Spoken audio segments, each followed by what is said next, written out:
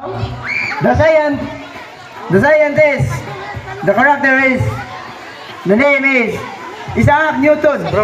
So, you see this? This is an apple. Apple. Why apple is falling? Because of gravity. For how many years I discovered the gravity, the law of gravity. And so many people say the apple fall on my head. That's a big no. Because when I was sitting under the apple tree, I saw the apple falling in the ground. In the ground.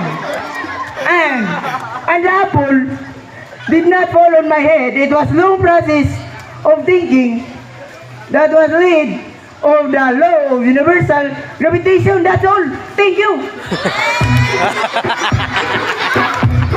Okay, very good.